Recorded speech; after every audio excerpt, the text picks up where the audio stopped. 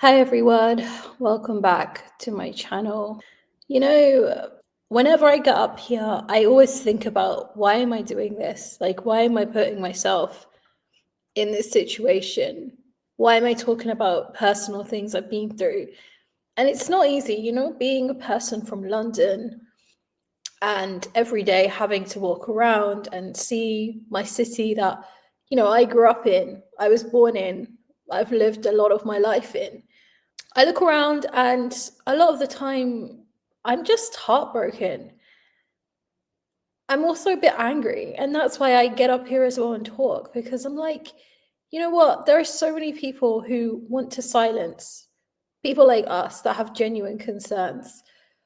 I went into something as a young person, I saw it with my own eyes. I want to warn other people who could potentially do what I did. When I made my channel, it was really a way to get my story out there. I keep reiterating that because it's true.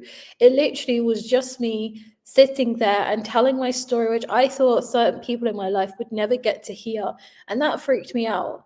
But the more I interacted with people on this channel, I see the genuine concern for the countries that we come from. People have had enough. So again, guys, I found another video I saw, and I just literally watch these videos and I just roll my eyes, because you get people who go to places, like university campuses, whatever, and they get up there and they try and, debate people. And you'll always get the apologists come along and try and convince you that the only reason you have a problem with this ideology is because you're bigoted, which we all know is like, that's not the truth at all. Again, ex-Muslims, whether you're a convert, if you're born into it, we know what this ideology says. We know what it's like to live this life, what it's like to give your best years to an ideology like this. The weirdest thing, though, is you'll find that people will defend it no matter how bad it is, no matter how much they know it might be true. This goes deep. It goes really deep. And I found a video again today. It's a classic encounter. Young modern girls who look like Westerners defending this ideology and turning around and accusing the guys who are debating or talking about, philosophical stuff, accusing them of being the ones with the problem. So guys, let's just watch this together. Don't you think that you kind of have a problem with extremism, not necessarily with Islam? Well, it depends on what you mean by extremism. I always say that the best Muslim is a Muslim who's not actually a Muslim, because the Quranic law calls for you to do the things that we have issues with. Do you know what % of the US population identifies as Muslim? No. It's less than 1%. Okay. So I guess my argument is that this is such a non-issue, especially when we have a Christian majority in the United States. I think that maybe we should be focusing on criticizing Christianity. And that argument makes absolutely no sense. Just doesn't matter how many people follow it. If there are problematic elements within any faith, it doesn't matter if there's only 20 people following it. If there's 20 people willing to put certain things into practice, that's still a cause for concern. So what the hell is she talking about? One of the most important issues our country is facing is that people are increasingly supporting political violence and opposing freedom of speech. We saw a little over a month ago Charlie Kirk get murdered just for going around and talking to people peacefully. We want to talk to people peacefully. We don't believe anyone here. You hear that? She's like, by a white man. What difference does it make if he was black, brown, white, whatever? See how politicized these people are. so don't you think that you kind of have a problem with extremism, not necessarily with Islam? Well, it depends on what you mean by extremism. I always say that the best Muslim is a Muslim who's not actually a Muslim, because the Quranic law calls for you to do the things that we have issues with. Like, for example, Surah Muhammad, chapter 47, verse 4. So when you meet those who disbelieve, strike their necks until you have inflicted slaughter upon them. Right? It's calling for you to do this. Yeah. One at a time. One at a time. Okay, so I got it. Okay, so you're talking about Sharia law, which means every single person in that country is Muslim. There's no Sharia law in any country I'm in the world. reading from the Quran. No, baby, it's Sharia law. There's no Sharia law. I don't understand what you mean. You're reading from the Quran. Right. So the Quran repeatedly calls for Muslims to fight in battle and go to war against those who persecute them, those who prevent them from practicing Islam to its full extent. Why would you prevent that? If someone prevented yeah, you the from reason we would practicing- prevent you from practicing Islam to its full extent is because the hadiths call for things like the Prophet said, a woman's witness is equal to half that of a man's because of the deficiency of her mind. The Quran also says, as for those women on whose part you fear disobedience, just fear disobedience, admonish them, forsake them in bed, and strike them. Hit women. Okay, so I speak Arabic, right? And I remember you talked about like hitting women, like hitting your wife, right? So that ayah actually does not mean that. It means when you are in a fight, you separate. It's the husband's right or duty to separate away from the woman until they're both calm. I don't know what you mean. Oh my God. Like, no, it doesn't mean that at all. Like, she's completely distorting the meaning. Maybe in her mind, that's what she thinks it means. But, like, that's not what it means. It literally does say to strike them. Modern translations have turned it into something different. Now they'll say something like, you know, beat them lightly or, like, you know, symbolically beat them. But violence is violence, you know? Hitting someone is hitting someone, whether it's symbolic or not. Why bring any aggression into it? And then what she's doing here, she's completely changing the meaning. It doesn't mean just separate them. Actually, one of the steps is to separate them, but the third step says beat them. And yeah, try and dress it up as much as you like. That's what it says. As I said, if she's choosing to think that it means something different, that's up to her, but it's there. Okay, and even if it's beat them with a miswak, as I said, why be violent at all? Why even use violence, symbolic violence? Why not just talk it out like adults, you know?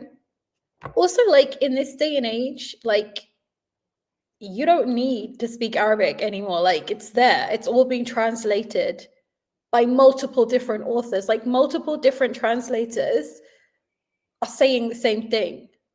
Like, you don't need to speak Arabic because it's so publicly available. Pat, you were talking And you don't about, want to like, say it because you know what it says. Yeah, okay.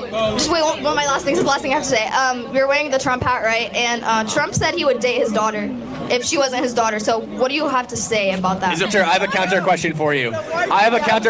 The Prophet Muhammad, blessed not be his name, married a 6-year-old and consummated her at 8. He her. What do you have to say about that? You didn't answer my question. Huh? You didn't answer my question. About... We did answer your question. No. Okay, wait. We perfectly did. So it seems like your main problem is pedophilia, but what do you think defines pedophilia? It's not my main problem, it's just one of my problems. Okay, let's talk about I do have a big that. problem with pedophilia, though, and I think you guys should too. Yeah, everyone should. But look at that hat you're wearing. Are you a voted for Muslim? Are you a pedophile. Muslim? I am not. You are, and your prophet married a 6-year-old. But your president married... Trump would date his daughter. And here we have the classic non-Muslim woman. But am I surprised? Absolutely not, because this is the classic woke narrative. So she was actually 19. Sahih al-Bukhari, 5134, highest rated hadith. Why are you picking that? The Prophet married her when she was 6 years old, and he consummated her, meaning he had sex with her, when she was 9. So what about the ones that say she's 19? There isn't one that says she was 19. There are none that says she's 19. Look, I get it. These girls, you know, the Muslim girls, this is really uncomfortable. This is classic cognitive dissonance. People will try and come up with a million different reasons. And one of them is to say, well, maybe she wasn't a kid. Because obviously, you know, saying she's a child, that just opens so many horrible rabbit holes. I don't know how well versed they are in their religion, but yeah, there's no credible sources that say she was 19. The really hard pill to swallow is that the most credible hadiths that are out there say she was 9, and she said it herself. And she actually got married at 6. So yeah. But again, this is for these girls to have to come to terms with. But for us, who are not part of this religion, call it out. It's disgusting. It's disgraceful. And do not try and force us to accept that as normal. Okay, show me. Is it a Sahih rated hadith? No, there are contemporary Islamic scholars, some of which have argued that actually she was 19. This is a post hoc thing. There are zero hadiths saying this. I mean, regardless of, like, do you think that every single Muslim takes every single thing in the Quran literally, or do you think that they might use what it, right, there might be different interpretations? Like, well, there's a difference between something being taken literally and, so like, if there's a metaphor in the Bible that says something about, like, I don't know, whatever, like, so something I would expect Muslims not to take literally, right, is like, the Prophet Muhammad rode his unicorn donkey, hitched it on the side of the Temple Mount, and then rose to heaven. Probably did happen. No. Oh, that was literal. That actually happened. He rode his flying donkey and hitched it on the side of the Temple Mount. Okay. Continue. Even sillier. Continue. Okay, so they do. So your point is now they do take it literally. Yeah, well, to be honest, they're not wrong. Everything in the Quran, or at least the Quran, but like the hadiths as well, like if it's a credible hadith, you're supposed to believe it. Even if it sounds absolutely ridiculous that he rode that Barak thing up to the moon and, you know, then bloody went to Jerusalem and all this stuff, like, you might laugh and whatever, but that this is what you're meant to believe. They're absolutely right. And these guys probably thought, oh, that's harder to believe. No, everything is credible. Everything is truth. Everything is truth. And this is why it's so important to start understanding the mindset of certain people, because then everything else starts making sense. So that was a good eye-opener. Okay, so at the end, it actually ended on a note which I didn't really expect that to end on, but that was a really interesting point that they brought up, which I think a lot of Western people who are not familiar with these ways of thinking don't seem to understand.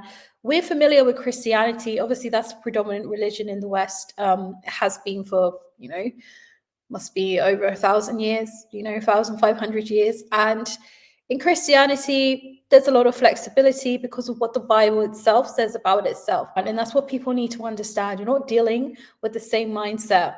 So this video here, if you look at it, look at these girls. They look modern, they look Western, you know, but still they're holding on to beliefs and ideas which are, I would argue, are quite archaic. And some of their ideas are disturbing. You know, this is what happens. This is what happens. I often sit there and I just think, you know, we teach kids in school about female, you know, female equality. We teach them about not being violent. But imagine you have an ideology so powerful that comes in and just blows all that out the water. Everything you teach young people can literally just be undermined because this ideology is so strong. Another thing that they brought up in the video, which I thought was an important point to address, because I hear people talk about this a lot, you know, it's actually just extremism. I've heard this point be made as well because, you know, people want to hold on to their faith. People want everyone to say, you know, it's not all, and it's true, it's not all Muslims who are like this. I know Muslims in my real life who are like everyone else. I know many people like that. But the point we have to keep hammering home is we're talking about what the source itself says, because that's the worrying part. A person can always go back to the source if they want to. And how can you disagree with what they're doing? They're doing what their religion tells them to do. It's really difficult to convince devout practicing Muslims that they're doing something wrong when they feel like they're practicing their faith correctly. I think that's why it's vital that we keep channels open to criticize the ideology. That's the only way you do combat extremism, by calling it out for what it is, by not, you know, beating around the bush and pretending that the Quran is perfectly fine. It's just the people reading it. No, because then we're just sweeping everything under the carpet. As you saw with those girls, what we've done in the past is we've emboldened people to feel like their belief systems cannot be under attack because it's part of their identity. When you criticize Islam, they feel like you're criticizing them, their history, their heritage, which is actually not the case. It's not the case at all. If someone was to criticize Catholicism, like the religion I grew up in, go for it, because it's an ideology. It stands on its own. It's not a person. Fair enough. I have emotional memories surrounding the church, like my whole family do, but go for it. If you want to criticize aspects of Catholicism, I'm not going to stop anyone, because that's their right to do so. And we need to get to a place where we do the same with Islam. We need to stop pretending that there's nothing wrong with the Quran, that there aren't any verses about beating your wife, or that Muhammad didn't marry a child. Like, we need to start having open and honest conversations, because that's actually fairer for Muslims themselves. And I truly believe that will decrease radicalization, true extremism. But yeah, this is something I would really like to continue kind of exploring and explaining from my point of view of how I don't think it's just extremist or all religions are exactly the same. I think it's really important to do what those guys did in a polite way and actually push back against the faith itself and say, no, it's not just a few radical individuals. They're being radicalized from somewhere. Obviously, as with anything I talk about here, it's always important to talk about these things safely, because ironically, there are extremist people I've just been speaking about who are motivated by elements of their faith to, shut down any criticism. So it is vital to be safe and not to do anything reckless. But like I always say, where it's possible to do so, don't be intimidated. Don't be gaslit into conflating ethnicity with religion, for example. Don't feel guilty about feeling like this is not normal, like this is not right for young people to be defending some of these beliefs. I don't entirely blame them. I do also think the West has had a role to play in this. All we can do is learn from the past. And I think we're at a critical point now where, because of the internet, and like I always say, I always sing the praises of how the internet has changed the world around us, but at the same time, it has enabled other messages to spread very quickly. These videos don't really shock me because I've seen this from the inside, but they do concern me. I am concerned with the future of the West. I am concerned because I don't want to see our freedoms and the wonderful society we built for everyone to enjoy, not just for white people, for everyone to enjoy, who's willing to contribute and who's willing to be a good citizen. I don't want to see that fall apart because we thought we were doing something good. We thought we were being tolerant and fair.